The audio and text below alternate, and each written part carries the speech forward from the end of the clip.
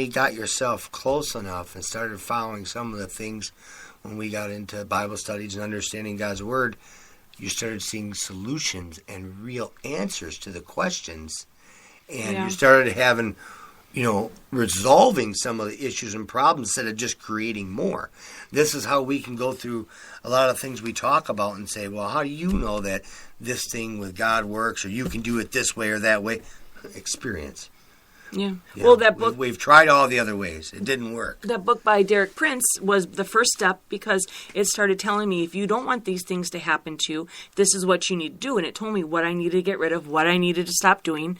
And as soon as I started doing that, I noticed things started getting better. Change. Then we were on... I don't think it was the same case. It could have been. I can't remember. But then we were on a case, and we could not get rid of the demonic stuff that was going on in the house. And we did everything we thought that the Bible was saying, but we missed a verse. And the verse was that this kind cannot come out except by prayer and fasting. Which was interesting, too, is this is where we learned, too, to be careful with the translation of our Bibles. But the NIV didn't have that scripture, was actually deleted. Right, so we had to find it in a different... Right. It went from 22 to 24. What? 23 was gone. So when we prayed and we fasted and we went and helped these people, then we were successful. You know what I hate about fasting, though, for real? Well, what's that? I get hungry. Yeah. I know. But it's okay. You'll get over it. So now what we have is we have Christians, all kinds, all different forms. They're attempting to get to God on their own terms. And then you've got spiritualists and the paranormal people attempting to connect to spiritual aspects on their own terms. That's just man's problem in general. He's always got to do everything on his own terms, his own thought, his own ways, to make himself above and beyond everything. It's been that way since the beginning of time, man, women in general. We'll do it our way, and it'll be better. Look what we can do. But if you preserve long enough, you're going to find what works, and then you're going to start staying with that, And we're all spiritual beings housed in physical bodies living on this earth. And we sit here and we argue amongst each other regarding terms and acts and beliefs. But the one common enemy that we have is the devil. So yeah, we're not each other's enemy. We may have some differences spiritually and I guess religion-wise or whatever our beliefs are. But our true enemy is the one that's after our soul to keep. Right. And if we're all spiritual beings and we all believe... That's that guy named Satan. No, it's not Satan. Well, that's how it's spelled. No. Yeah, it's Satan. It's Satan. Oh. But the Bible describes him in some certain ways, and some of the things that it says about Satan is... He's our adversary, our enemy of our soul. No. When you say so, you have to use a deep voice. Okay. He and a third of the angels were cast into the earth. Think about it. He and a third of the angels cast into the earth. They are here. Yeah. They're amongst us. They're floating around within our realms in a way. They're there, but they're not. And he's got goals. Goals. He prowls around like a roaring lion, seeking someone to devour. He disguises himself as an angel of light. He was a murderer from the beginning, and he has nothing to do with truth. But he uses truth, and he mixes it with lies, because that's how he becomes so believable. He gains trust for people. He gets to gain trust. He's like, oh, this person doesn't believe in God? Awesome, I'm going to work with them. Oh, they can see spirits? Awesome, I'm going to gain their trust. Spirits that they want to see. Right, yeah. Voices they want to hear that are familiar to them, familiar spirits, because that's how you're going to, attract. That's the old thing with the kid, it's like the bad guy that's outside the school. Hey, kid, you want some candy? Well, the kid knows enough not to go to the bad guy, but he does see something familiar that he likes. The candy. That's what draws him in. Now, unfortunately, things are much worse than that. But it's the same thing. The devil says, let me use something you're familiar with, that you like, and that you're comfortable with. Get your attention, and then I'll add a little something onto that. Exactly. Little at a time, until I've gained so much trust in you. Until you've eaten so many Snickers that you're fat and can't walk. Exactly. Oh, not to mention the tooth decay. Oh, tooth decay. Yeah. So you're toothless and... Not that I'm against dentists. No. Or eating too many Snickers. If you're eating too many Snickers... We are not here to offend.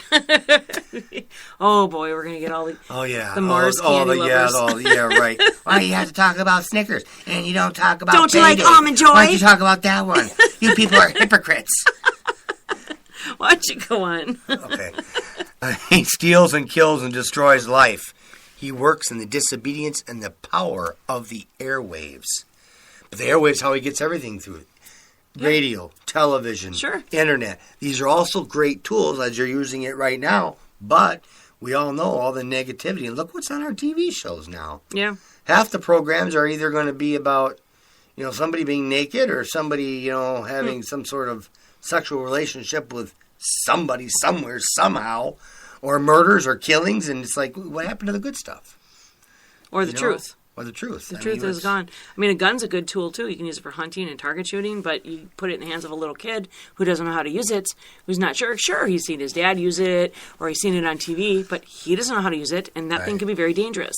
It's just like the spiritual aspects, It also says the devil that he has possessed people, that he has demons here on earth, and they've possessed people, physically, mentally.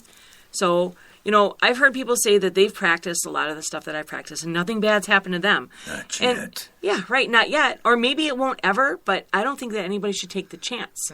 Yeah. And you never know. How many times did that squirrel cross the road? I don't know. And then, one day...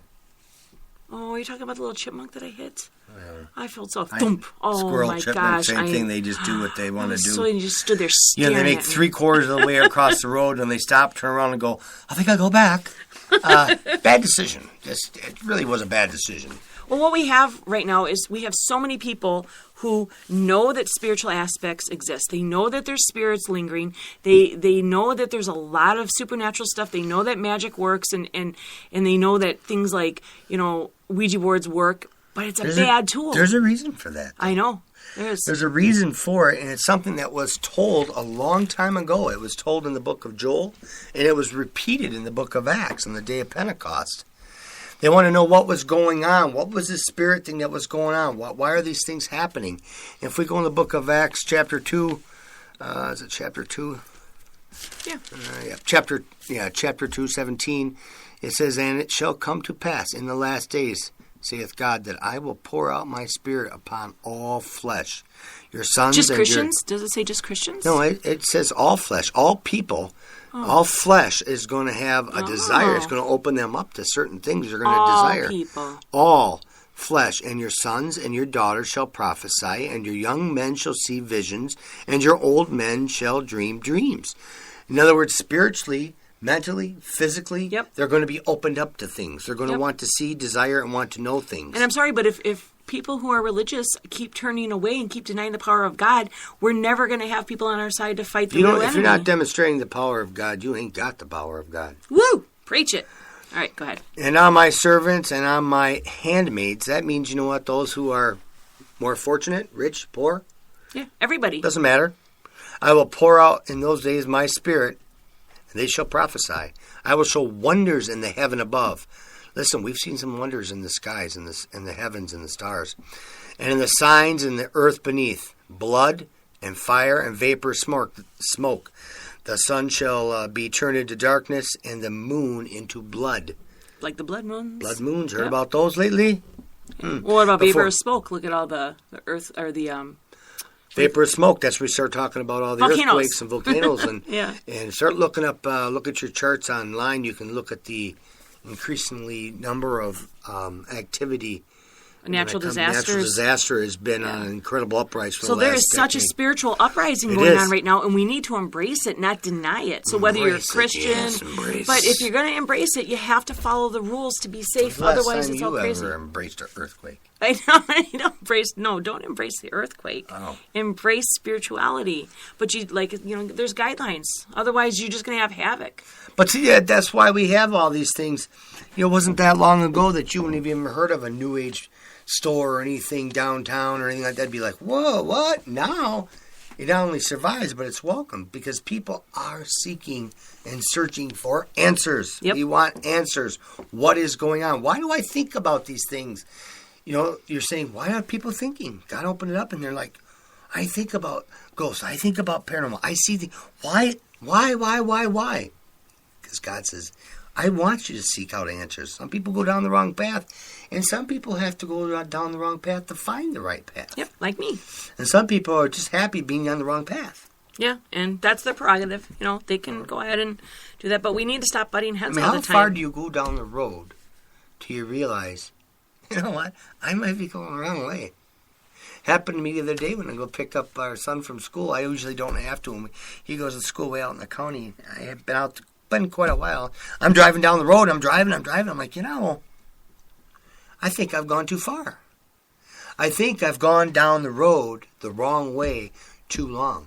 And I finally realized I did, and I stopped, and I turned around and went back. I was on time and everything, but I went quite a ways out of my way before I realized I was on the wrong path. You just made a good point.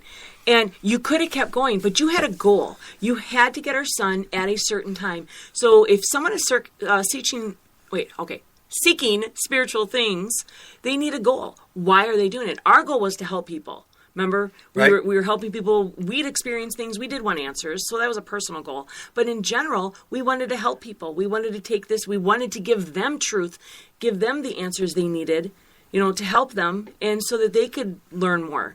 So if people are out there and they're experiencing, you know, empath abilities, or they're having dreams that are coming true, or they know certain things, they need to find out if they have a goal. Do they have a goal? Do they want to learn more? If they do, why? Is this a gift for them, or has it become more of a curse? A curse. Because the curse can be turned into a gift. Yeah. Or the other way around, too. Yep. So that gift, that curse can be used to the right thing. Yep. You know, I mean, there's so many people, you know, and we've all got stories of people that we've known in our lives and say, wow, you know, that individual really had it going on. They had this going on in school, and they had this opportunity. They could have done this. They could have done that. Any aspect of what we're talking about. And you say, but they chose to do the wrong thing. Or they got hooked up with the wrong people. It doesn't need to be you. Right. You can say, you know what, I do have some gifts or some things that I'm good at, and I'm going to work towards doing it the right way. Well, I also think, too, that, like, just because we've been on both sides of the fence, we've done all that stuff. My grass is greener, though. Oh, I don't know about that. Mine has flowers. Yeah, it sure does. Anyways, but, you know, we've been on both sides, so we can speak from both aspects and know which side is better. And you know, when I used to use the Ouija board and the pendulum and the tarot cards and every tea leaves, everything you name it, I've done it.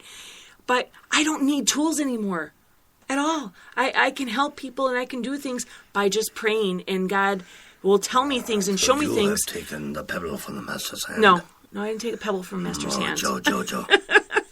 But so I don't need tools, and I don't have to deal with the dark fallout that people who are involved with this do. So that's important. And I guess it's just a matter of priorities and goals with all this. You know, so we all need to just stop fighting each other and go against that one common enemy, which is the lies and the devil. So, or Satan. No, not Satan.